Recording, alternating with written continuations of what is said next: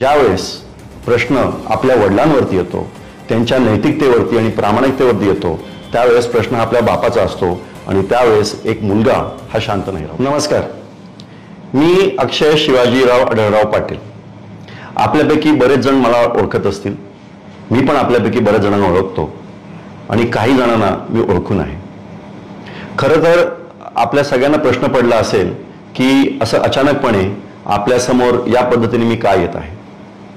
सगळीकडेच लोकसभेचं वारं वाहू लागलंय आणि निवडणूक म्हटली की आरोप प्रत्यारोप, राजकीय आरोप हे होतच राहतात आणि ते झालेच पाहिजेत.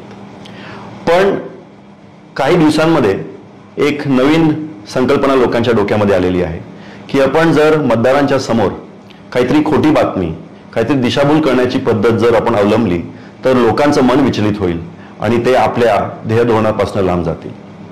खरं तर हा व्हिडिओ कोणा एका माणसाला किंवा कोणा एका पक्षाला उत्तर देण्यासाठी नाही आहे, पण फक्त आणि फक्त शिरूर लोकसभेमधल्या मायबाप जनतेला खरं काय आहे हे सांगण्याचा हा प्रयत्न. आणि सगळ्यात महत्त्वाचं म्हणजे ज्यावेळेस प्रश्न आपल्या वडिलांवरती येतो, त्यांच्या नैतिकतेवरती आणि प्रामाणिकतेवरती येतो, त्यावेळेस प्रश्न आपल्या बापाचा असतो आणि त्यावेळेस एक मुलगा हा शांत नाही राहू शकत. माझ्या वडिलांच्या समोरचे प्रतिस्पर्धी उमेदवार यांनी काल परवा एक माहिती प्रसिद्ध केली की दादांनी त्यांच्या लोकसभेच्या कार्यकालामध्ये जे काही प्रश्न विचारले ते सगळ्यात जास्त प्रश्न त्यांनी डिफेन्स किंवा डिफेन्स प्रोक्युअरमेंट या संदर्भामध्ये विचारलेले आहे. डिफेन्स हे क्षेत्र काय आहे, आमची कंपनी डायनलॉग ह्या क्षेत्रामध्ये नक्की काय काम करते, या क्षेत्राची आपल्या भारत देशासाठी काय गरज आहे, हे सगळं मी नंतर सांगेन. पण सुरुवात मी करीन दादांनी लोकसभेमध्ये मांडलेल्या प्रश्नांच्या संदर्भामध्ये. दादांनी लोकसभेमध्ये फक्त त्यांच्या 2 टर्ममध्ये 2185 प्रश्न विचारलेले आहेत. ह्या 2185 प्रश्नांपैकी डिफेन्स या मुद्द्यावरती विचारलेल्या प्रश्नांची संख्या आहे 67, म्हणजे फक्त आणि फक्त 3%. ह्याच्या पुढे जाऊन मी आपल्याला सांगू इच्छितो की साहेबांनी बाकी प्रश्न हे कुठल्या संदर्भामध्ये विचारलेले आहेत आणि ही आकडेवारी जी मी आपल्यासमोर मांडतो आहे ही पब्लिकली संसदेच्या वेबसाईटवरून काढलेली माहिती आहे. सगळ्यात जास्त जे प्रश्न विचारले असतील ते आहे हेल्थ आणि family welfare 182, human resource development ह्या मुद्द्यांवरती 151 प्रश्न, रेल्वेज 145 प्रश्न. ज्यावेळेस लोक विचारतात ना पुणे नाशिक रेल्वे नक्की काय झालं, ते उत्तर इकडे आहे. ॲग्रिकल्चर 143 प्रश्न हे साहेबांनी त्यांच्या 10 वर्षाच्या कालखंडामध्ये विचारलेले आहेत. आणि डिफेन्समध्ये 67. आपल्याला कळलंच असेल की दादांनी जी संसदेतली कामगिरी केलेली आहे ती किती ऑलराऊंड पद्धतीची होती आणि फक्त शिरूरच नाही तर आपल्या भारत देशाला निगडीत असलेल्या प्रत्येक प्रश्नावर त्यांनी हात घातलेला आहे. आता मी येतो इंडियन डिफेन्स या क्षेत्राकडे आणि याचं कारण असं की मी तुमच्या राजकीय आरोप प्रत्यारोपमध्ये पडणार नाही, पण ज्यावेळेस प्रश्न आमच्या कंपनीबद्दल, जी कंपनी ज्याचा आज मी मॅनेजिंग डिरेक्टर आहे आणि मॅनेजिंग डिरेक्टर ही गेले 20 वर्ष आहे, तर मला वाटतं की ह्या विषयावरती मी सखोल माहिती आपल्या लोकांसमोरपर्यंत मांडू शकतो. इंडियन डिफेन्स सेक्टर हे गेल्या 10 वर्षामध्ये माननीय नरेंद्रजी मोदी यांच्या नेतृत्वाखाली एक खूप क्रिटिकल असं सेक्टर मानलं गेलेलं आहे. ह्याचं कारण असं की स्वातंत्र्यानंतर भारताचं डिफेन्स प्रोक्युअरमेंट हे सतत रशिया असेल, इस्रायल असेल, US असेल या सगळ्या ॲडव्हान्स्ड नेशनवरती डिपेंडेंट होतं.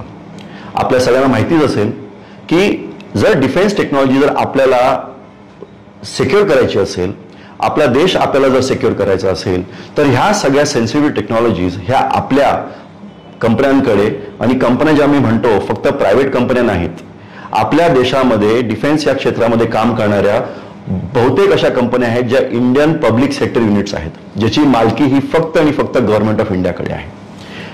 गेल्या 10 वर्षामध्ये भारताने डिफेन्स या क्षेत्रामध्ये भरपूर प्रगती केलेली आहे.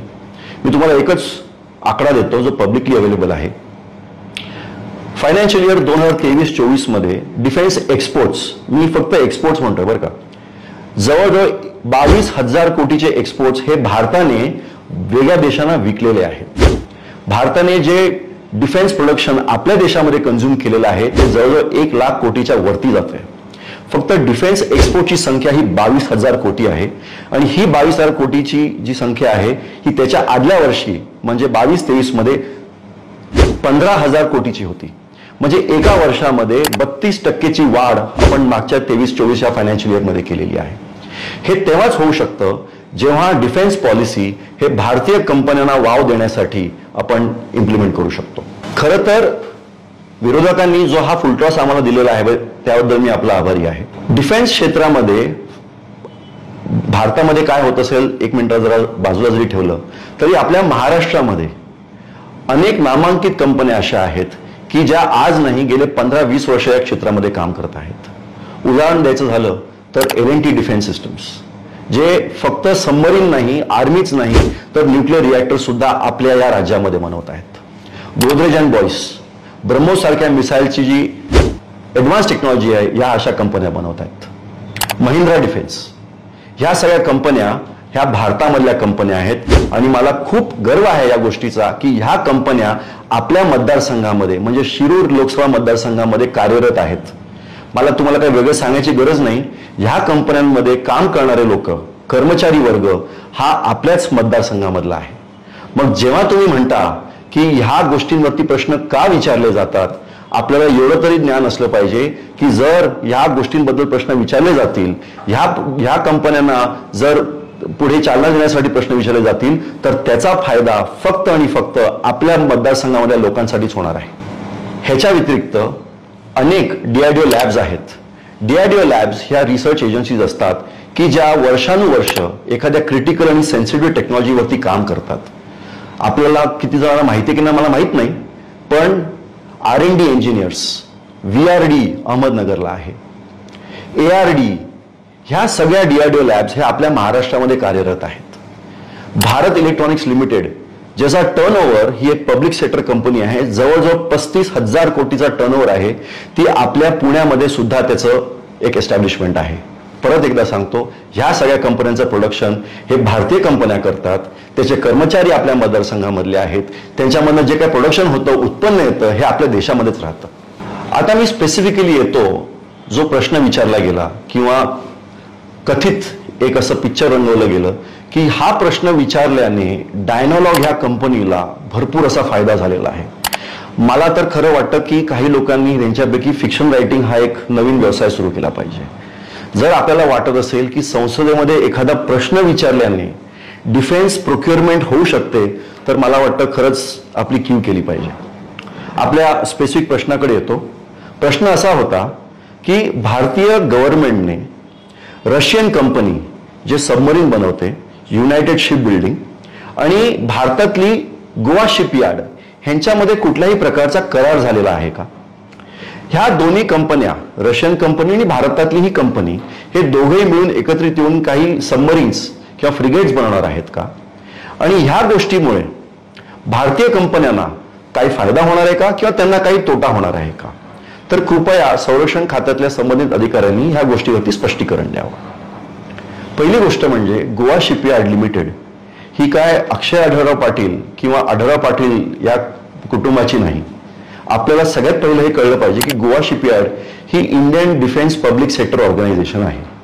त्याला उद्या जर काम मिळालं तर त्याच्यामधनं जी काय प्रगती होणार आहे, त्याच्यामधनं जे काय उत्पन्न येणार आहे ते फक्त आणि फक्त गोवा शिपयार्ड या पब्लिक सेक्टर ऑर्गनायझेशनला येणार आहेत. एका बाजूला तुम्ही म्हणता की भारतामधनं, राज्यामधनं उद्योग बाहेर जात आहेत.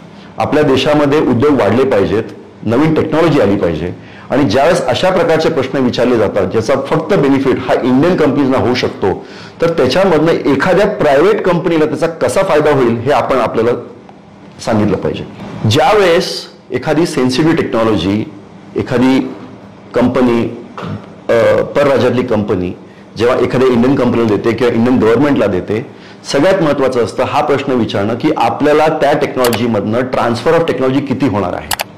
ह्याचं कारण असं की येणाऱ्या काळामध्ये फक्त ते सबमरीन घेऊन किंवा एखादं वेपन सिस्टम घेऊन आपण त्या देशावरती अवलंबून न राहता आपण स्वतः इंडिपेंडेंट झालं पाहिजे आणि ह्याचाच एक भाग म्हणजे मेक इन इंडियाचा जो प्रोग्राम आहे. जर आढळराव पाटलांनी ज्यांनी गेले 20-25 वर्ष स्वतःच्या उद्योग व्यवसायामधनं डिफेन्स या क्षेत्रामध्ये नावलौकिक कमवलेलं आहे, साहजिक आहे त्यांचं त्याच्यामध्ये ज्ञान अफाट असेल.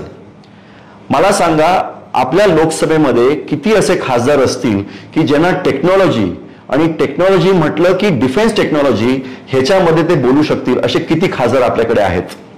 आपल्याला तर खरं गर्व वाटला पाहिजे की एका शेतकरी कुटुंबातला मुलगा, ज्याच्याकडे कधी शिक्षणाची साधनं नव्हती, ज्याच्याकडे काहीही नव्हतं, शेतकरी कुटुंबातनं येऊन आज त्याने डिफेन्स ह्या क्षेत्रामध्ये आपलं नाव लौकिक केलेलं आहे.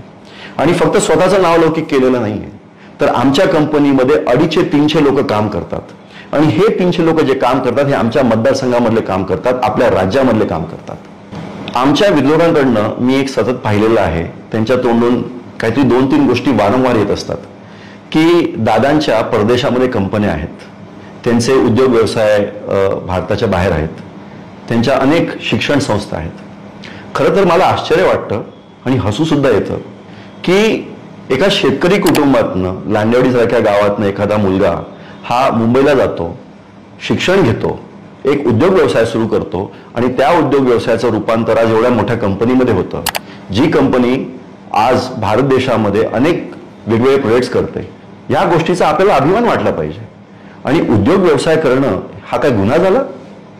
तुम्ही म्हणता की आमच्या शिक्षण संस्था आहेत, आपले जे काय नेते आहेत किंवा ज्यांना आपण मानता, आपण त्यांचा आदर्श घ्या.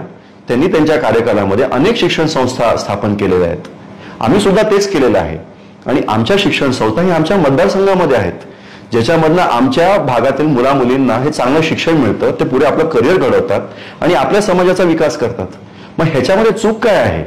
जर आपल्याला वाटतंय की आपण या क्षेत्रामध्ये काही करू शकला असतात, आपण चांगले कलाकार आहात, चांगले ऍक्टर आहात, खरं तर आपल्या वचननामामध्ये आपल्याला विसर पडला असेल, पण मायबाप जनतेला विसर नाही पडला या गोष्टीचा, की आपण मोठ्या घोषणा केल्या होत्या की जिंकून आल्याच्या नंतर एक चित्रपटसृष्टीचं मी निर्माण शिरूर लोकसभेमध्ये करणार आहे. चित्रपटसृष्टी बाजूला राहू द्या, एखादं नाट्यगृह तरी आपण सुरू केलं पाहिजे होतं 5 वर्षामध्ये. तेही तुम्हाला जमलेलं नाहीये. पण दुसऱ्याच्या कर्तृत्वावरती बोट कसं दाखवायचं हे आपल्याला चांगलं जमतं. मला वाटतं मला जे काही तुम्हाला सांगायचं होतं आणि खास करून शिरूरच्या मायबाप जनतेला सांगायचं होतं, मी कोणा विरोधकाला किंवा विरोधी पक्षाला उत्तर द्यायला बांधील नाहीये, पण फक्त आणि फक्त शिरूर मायबाप जनतेला खऱ्या फॅक्ट्स आणि फिगर्स कळल्या पाहिजेत. समजूतदार आहेत, फक्त त्यांच्या समोर सत्य परिस्थिती मांडली पाहिजे. 2019 मध्ये अशाच प्रकारचा अपप्रचार, दिशाभूल करण्याच्या गोष्टी घडल्या आणि म्हणून लोकांनी एक चुकीचा निर्णय घेतला, ज्याच्यामुळे 5 वर्ष आपला विकास मागे राहिलेला आहे. ह्या सगळ्या गोष्टींची पुनरावृत्ती न होऊ म्हणून मी आपल्या समोर आलेलो आहे. मला पूर्ण खात्री आहे की ज्या काही गोष्टी मी आपल्यासमोर मांडलेल्या आहेत, आणि फक्त एवढंच नाही, जर आपल्याला वाटत असेल की आपल्याकडे भरपूर काही पुरावे आहेत, आपल्याकडे पिक्चर, ट्रेलर, मला वाटतं आपण आपल्या त्या काल्पनिक दुनियेमधनं, चंदेरी दुनियेमधनं कधीतरी बाहेर यावं. खरं तर हा व्हिडिओ बनवायला आपण जेवढे प्रयत्न केले, जेवढा आपला प्रचाराचा वेळ, मौल्यवान वेळ आपण जो त्या स्टुडिओमध्ये दिलात ना, तेवढं जर तुम्ही जर लोकांमध्ये फिरले असते तर लोकांच्या प्रश्नांची अजून जाण झाली असते तुम्हाला. असू द्यात, तुम्हाला जे काय करायचे ते तुम्ही करू शकता.